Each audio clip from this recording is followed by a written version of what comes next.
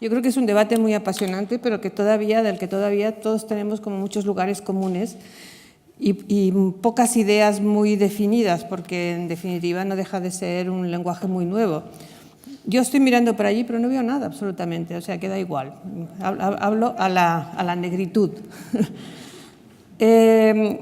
Para empezar a hablar de este tema, quería lanzar una idea y dejarla aquí un poco para discutirla después.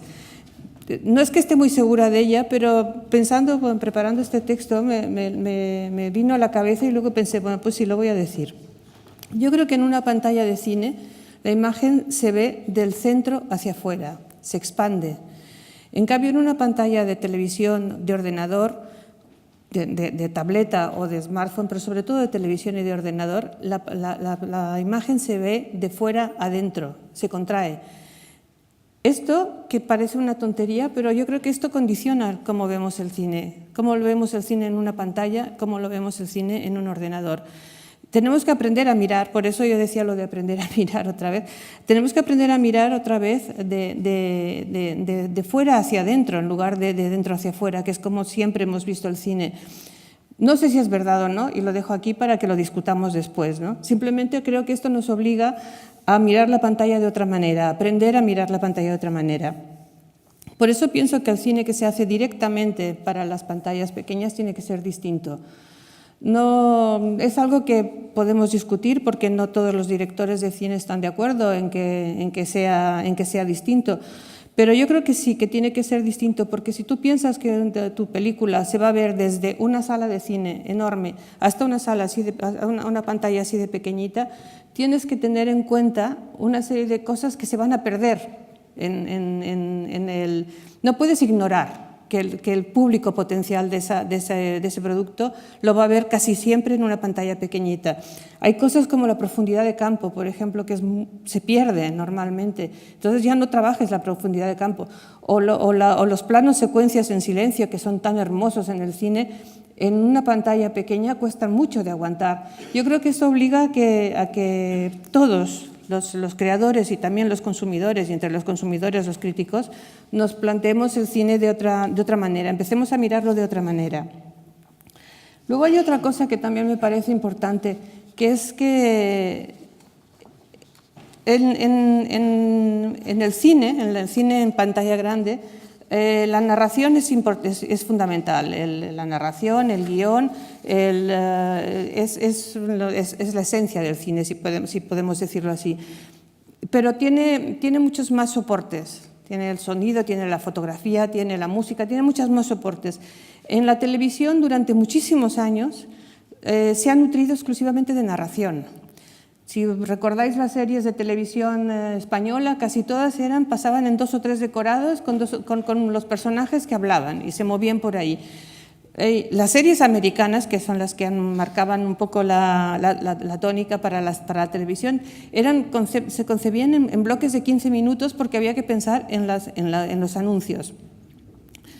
Yo creo que eso que diferenciaba muchísimo y hacía que realmente cuando veías una película en una pantalla grande no te pareciera otra cosa diferente de lo que veías en la televisión, eso ahora se ha perdido ya, o se ha ganado, porque yo creo que ahora el lenguaje de la televisión, el lenguaje del cine en la televisión o el lenguaje de las series de televisión ya no es tan deudor solamente de la historia, solamente del guión, sino que ya puede arriesgarse a trabajar la imagen, a jugar con la imagen y a jugar con el sonido. Si pensamos en una serie como True Detectives o como el primer Twin Peaks, que ya tiene 20 años el primer Twin Peaks, son series donde realmente hay una experimentación visual también. Y eso no existía antes. Eso lo ha permitido también el hecho de que sea mucho más asequible y fácil ver películas en la televisión o en un ordenador. Respecto al trabajo del crítico, hay una cosa que es fundamental. Durante toda mi carrera, yo empecé, lo ha dicho Fernando, en el año 84, Yo iba a las salas de cine, iba a la sala de estreno el viernes por la tarde, veía la película a las 4 de la tarde, salía pitando a la redacción del periódico para escribir la crítica que salía al día siguiente, que se publicaba al día siguiente. Esto era la práctica habitual, no lo hacía yo sola, lo hacían todos los críticos. Tú veías la película en la primera sesión del estreno y escribías la crítica para que saliera el sábado. ¿Esto qué te hacía? Te obligaba a tener una mirada absolutamente, por un lado, ingenua, te diría, y espontánea, pero también perdías análisis, perdías profundidad, ¿no? La emoción primaba sobre la manera de entender. La única posibilidad de hacer un análisis o de ver una película o de hacer una crítica más reposada era ir al cine varias veces. Esto François Truffaut lo explica muy bien, que ellos iban en Calles de Cinema, iban a ver una película 5 veces o 6 veces antes de pararse a escribir una crítica. Pero claro, eso primero es caro y luego no resuelve el problema de la crítica diaria, porque la crítica diaria tiene que salir al día siguiente. La llegada del cine a la televisión sí que permitió, que facilitó mucho la vida del crítico. La facilitó de muchas maneras porque se podían estudiar, sobre todo la llegada del vídeo y del DVD, pero siempre a posteriori, porque las ediciones en vídeo o en DVD eran siempre a posteriori, nunca eran previas a la proyección, eran siempre después. Por lo tanto, se podían hacer estudios, se podían analizar, se podían hacer estudios de directores como mucho más profundos y más serios, pero no resolvía el problema de la crítica diaria. Eso se empezó a resolver con la aparición del ordenador y sobre todo con la generalización de enviar links privados para ver películas. A ver, los links privados solucionan muchas cosas, son estupendos y te ayudan mucho. Primero, porque puedes ver la película varias veces. Segundo, porque la puedes ver con calma, la puedes ver con tiempo para razonar una crítica antes de escribirla.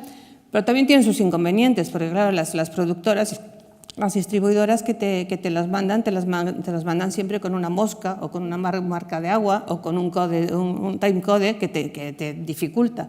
Pero bueno, ahí está también el trabajo de aprendizaje, ahí está también el trabajo de aprender a ver una película con un timecode debajo y que no te estorbe. Yo creo que eso ha sido una de las cosas positivas de las nuevas tecnologías o de las nuevas pantallas. Pero claro, se han perdido muchas cosas también, ¿no?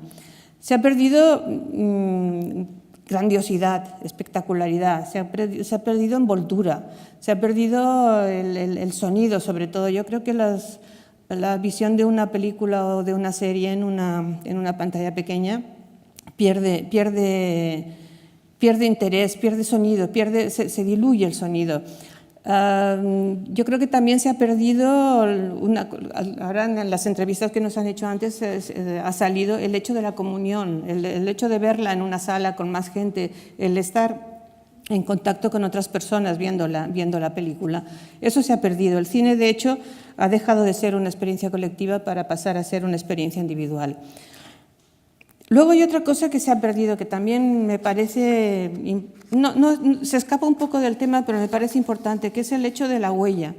El cine en 35 milímetros dejaba huella, dejaba un negativo. Se podía estropear, porque el celuloide se estropeaba, pero dejaba una huella. En cambio, el cine digital se pierde, se volatiliza, está en esa especie de nube que todos hablamos de la nube, pero nadie sabemos dónde está, ni lo que hay en ella. Y además hay una cosa muy, muy peligrosa, que se puede manipular. No es que antes no se pudiera manipular, el cine se podía manipular siempre, pero es que ahora es muy fácil manipular, ahora es muy fácil alterar y convertir a uno bueno en malo, o convertir una película de blanco y negro en color, o cambiar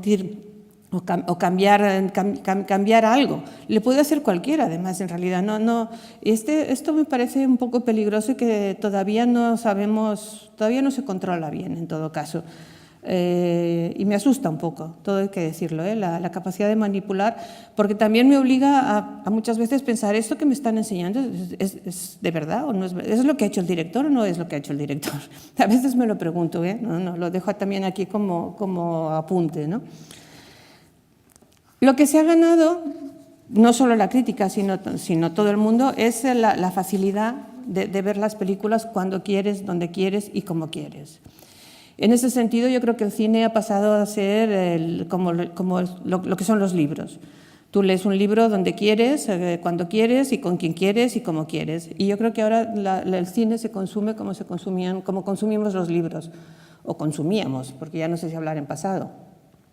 Yo he venido esta mañana en el tren de Barcelona y por lo menos en mi vagón había por lo menos 10 personas viendo algo en un ordenador o en una tablet, para ser exactos, más en una tablet que en un ordenador.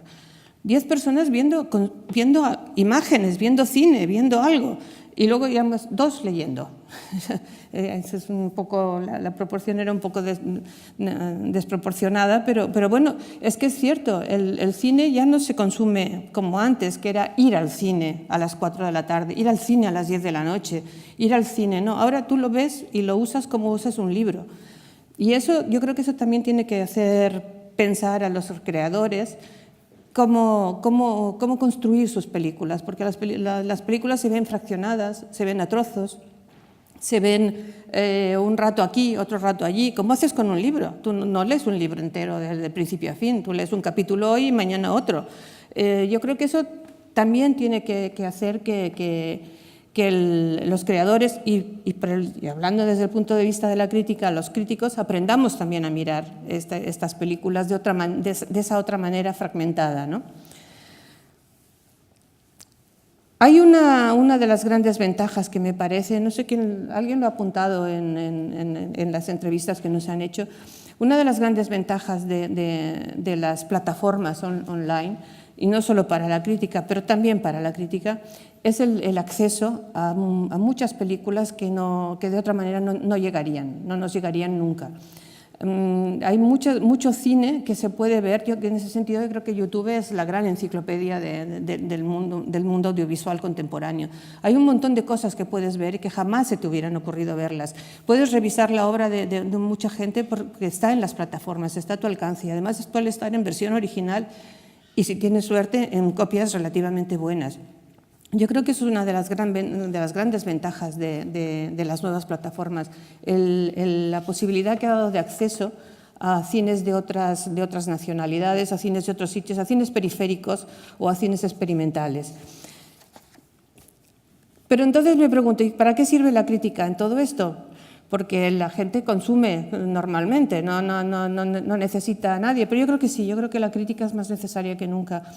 Siempre la crítica ha tenido una función importantísima, que es la de desbrozar o balizar, guiar de alguna manera. Tú luego escoges tu guía y unos te gustan y otros no te gustan. En el momento actual, en el que hay un término que me gusta mucho que se llama obesidad informativa, en la obesidad informativa en la que se vive, la cantidad de información que hay, la cantidad de material que llega, la cantidad de material que se nos ofrece, alguien tiene que intentar trazar un camino. Luego tú lo sigues o no lo sigues, pero alguien tiene que tratar de abrirte un camino o de guiarte por un camino. Yo creo que eso es uno de los trabajos que ha tenido la crítica siempre, pero ahora más que nunca, yo creo. Yo creo que es más falta que nunca el que haya unos nombres de referencia que te permitan, eso, si tú abres Netflix y te encuentras con, no sé, miles de películas y de series. Bueno, pues necesitas que alguien te diga, esta va de esto, esta es de terror, esta es de algo, alguien que te guíe un poco, porque si no, caes en la obesidad. Y la obesidad es mala con chuches y es mala también con imágenes. Hay una cosa que quería apuntar antes de acabar, que es que yo he trabajado en muchos festivales, y trabajar en un festival es hacer la programación de un festival o de una sala como esta. Aquí lo pueden decir también los que montan o trabajan en esta sala. Es un trabajo, te obliga a ver muchas películas. Cuando yo trabajaba en el Festival de San Sebastián, para escoger las películas teníamos que ir a las ciudades, a Múnich, a Ámsterdam, a Hong Kong, a donde fuera, a ver las películas. Era caro, era cansado, había que hacer viajes, las veías en malas condiciones. Eso cambió radicalmente con la llegada de todo esto. Cambió radicalmente porque te pueden mandar los links, los enlaces, la manera de verlo, Y lo puedes seguir viendo también con los otros miembros del comité, con los otros miembros de selección, o lo puedes ver tú solo y hacer tu informe y luego compartirlo. Yo creo que eso ha sido uno de los grandes avances de estas plataformas a nivel profesional, porque digo a nivel profesional porque casi todos los que se dedican a seleccionar para festivales son críticos de cine también. Entonces, a nivel profesional, yo quería apuntar este dato que me parece que a veces solo se piensa en el consumidor, es decir, en todos nosotros, pero que también es una herramienta de trabajo muy útil. Y ya para acabar, simplemente decir, lo he dicho antes en la entrevista y lo repito ahora, que yo estoy a favor completamente de las 4 pantallas, de su expansión, de que se vean que se usen lo mejor y lo más posible, y que en realidad no estoy a favor de las 4 pantallas, sino de las 5 pantallas. La sala de cine, la tele, el ordenador, la tablet y el smartphone. Gracias. Uy.